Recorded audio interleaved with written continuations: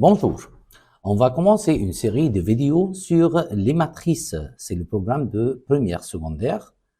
هحاول أشرح بعض صفات المصفوفات أو الماتريكس أو الماتريس. إيه أولاً استخدام الماتريس؟ معناها إن إحنا عندنا مجموعة من الداتا أو الدوني dans un tableau ونفسنا نعمل عليها بعض العمليات الرياضية فبنحولها إلى شكل اسمه لماتريس. الشكل ده عنده deux parenthèses comme vous voyez.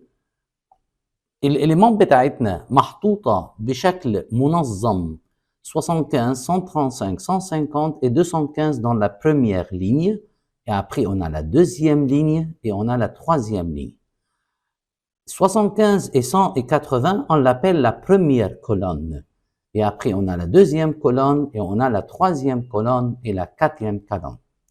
Chaque matrice possède un nom. On peut nommer la matrice, par exemple, la matrice X, qui est égale à quelques données entre deux parenthèses. Si on a une matrice, par exemple, comme une matrice qui contient les éléments 2, 3, 1, moins 1, 4 et 5, on l'appelle une matrice qui contient 2 lignes et 3 colonnes. Et c'est pour ça qu'on va donner à cette matrice les dimensions 2 fois 3. إذن كل مصفوفة عندها أبعاد بتاعتها. بنحترم دايما الليني الأول وبعدين الكولون. Le nombre de lignes et après le nombre de colonnes. Et alors c'est une matrice X des éléments dans les dimensions 2 fois 3. 2 fois 3, ça veut dire 2 lignes et 3 colonnes. هنا هنتكلم على les dimensions d'une matrice et la position de chaque élément. On a une matrice, comme vous voyez devant vous, comme on vient de parler, une matrice A, des éléments 2, 3, 4, 1, 0, 2, et de dimension 2 fois 3. Et alors, elle est formée de 2 lignes et 3 colonnes. Chaque élément, on peut le comparer à une matrice A dans les éléments et de dimension toujours 2 fois 3, on peut le nommer A11. A11, ça veut dire l'élément qui se trouve dans la première ligne et la première colonne. A12, A13. Alors, première ligne, première colonne, première ligne, deuxième colonne, première ligne, troisième colonne. Et de la même manière, A21, deuxième ligne, première colonne. A22, A23. Et alors, pour former, par exemple, une matrice B qui contient des éléments B, I, J de dimension 2 fois 2. Cela veut dire pour nous que I prend les valeurs 1 et 2 et J prend les valeurs 1 et 2. Et alors, notre matrice, ça sera B, B11, B12, B21, B22. Et elle sera de dimension 2 fois 2.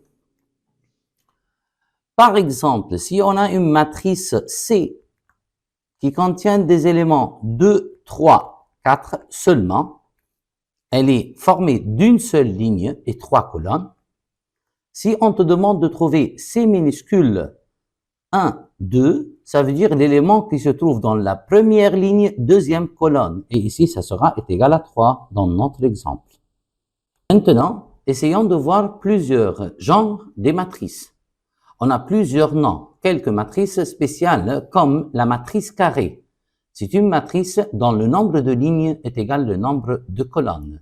Ça veut dire une matrice 2 fois 2 ou une matrice 3 fois 3. Et alors, cette matrice, par exemple, comme exemple, je veux donner l'exemple X est égal 1, 2, 0, moins 1. C'est une matrice de dimension 2 fois 2. La matrice ligne, c'est une matrice qui se compose d'une seule ligne. Par exemple, la matrice Y, qui est égale 1, 3, 0. La matrice colonne, c'est une matrice qui est composée ou qui contient une seule colonne. Comme par exemple la matrice Z, qui est égal à 1, 2, 3. Une seule colonne. La matrice nulle, et elle possède un symbole, c'est un petit rectangle comme ça, qui contient tous les éléments qui est égal à 0. Par exemple, une matrice 2 fois 3, qui est formée de 2 lignes et 3 colonnes, et tous les éléments sont égaux à 0. La matrice diagonale, c'est une matrice carrée, ça veut dire 2 fois 2 ou 3 fois 3, mais qui possède une seule diagonale qui contient des valeurs, mais les autres éléments sont nuls, comme par exemple 2, 3, 4, et les éléments qui sont là sont des zéros. Soit, après ça, on va voir ce genre une de ces genres s'appelle la matrice triangulaire. Et la matrice unité, c'est la matrice qui a un symbole constant, c'est le I, qui peut être une matrice carrée 2 fois 2 ou une matrice carrée 3 fois 3. Et elle a toujours la forme 1, 0, 0, 0, 1, 0, 0, 0, 1. C'est comme la matrice diagonale, mais tous les éléments de diagonale principale toujours est égal à 1. Cette diagonale-là, on le nomme la diagonale principale. Et si la diagonale principale contient des valeurs différentes à 1, ou différentes à 0 encore, et celle-là contient des valeurs seulement est égale à 1. L'égalité de deux matrices. Pour avoir deux matrices qui sont égales, on a quelques conditions. Premièrement, ils ont les mêmes dimensions. Celle-là, ça veut dire, c'est la première, c'est 2 fois 3, la deuxième doit être 2 fois 3.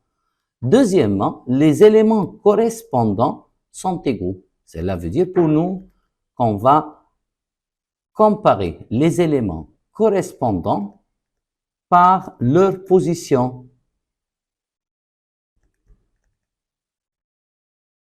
Essayons de voir, par exemple, un tout petit exemple, comme celle-là.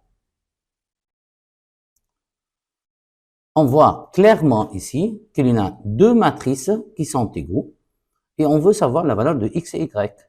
Si on compare le premier élément, 1, 1, et l'autre élément, 1, 1, ça veut dire la première ligne et première colonne qui est égale à x plus 8, avec l'élément correspondant, c'est égal à 38, et on remarque très bien que les deux matrices ont les mêmes dimensions. Et on compare encore l'élément 2, 2 avec l'élément 2, 2, c'est moins y qui est égal à 4y moins 10. Et maintenant, tu n'as qu'à seulement résoudre une équation du premier degré dans une seule inconnue. En retranchant moins 8 de deux membres, on arrive à x est égal à 30. Et ici, on va prendre moins y pour ajouter plus y aux deux membres pour obtenir l'autre membre qui contient les y seulement. Et en ajoutant 10 aux deux membres, on obtient que 10 est égal à 5y.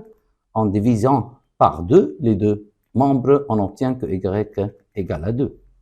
Et comme ça, à partir d'égalité de deux matrices, on a obtenu la valeur de l'inconnu x et y. Essayons de voir un tout petit technique dans les opérations avec les matrices. Qu'est-ce que ça veut dire pour nous multiplier un nombre réel par une matrice? Si on veut multiplier un nombre réel par une matrice, ça suffit de multiplier chaque élément par ce nombre-là. Pour comprendre très bien, si on a x est égal à 4, 3, moins 1, 2, c'est une matrice 2 fois 2. Et on veut savoir comment calculer 5x. 5x, ça veut dire multiplier la matrice par 5. 4, 3, moins 1, 2. Cela veut dire pour nous, exactement, c'est additionner le x 5 fois. Mais puisqu'on ne sait pas encore comment faire l'addition, ça suffit de multiplier chaque élément par 5. On obtient une nouvelle matrice, toujours de dimension 2 fois 2, mais contient des éléments qui sont 5 fois les éléments initiaux. 5 fois 4, ça donne 20. 5 fois 3, ça donne 15. 5 fois moins 1, ça donne moins 5. Et 5 fois 2, ça donne 10. Et c'est tout. Cela veut dire qu'on a multiplié 5 par chaque élément de cette matrice. Et la matrice garde ses dimensions. Une dernière partie ici, c'est de parler de la transposée d'une matrice. Qu'est-ce que ça veut dire pour nous la transposée d'une matrice?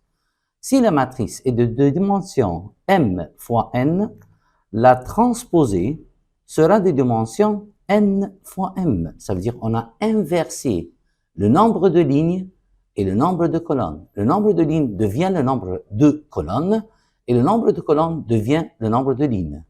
Alors ici, par exemple, cette matrice est une matrice de dimension 2 fois 3. Cela veut dire 2 lignes et 3 colonnes. Pour calculer la transposée de la matrice A, ça suffit de mettre les dimensions en sens inverse. Au lieu de dire 2 fois 3, ça sera 3 fois 2. Et comme ça, on a 3 lignes avec 2 colonnes. Et comme ça, pour commencer, on va lire la première ligne et on va le mettre dans la première colonne. Alors, c'est 1, 2, moins 1.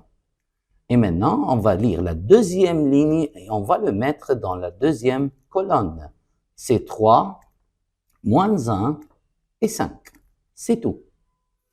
C'est très clair. Si on va faire la transposée de la matrice A, on revient à la matrice initiale A.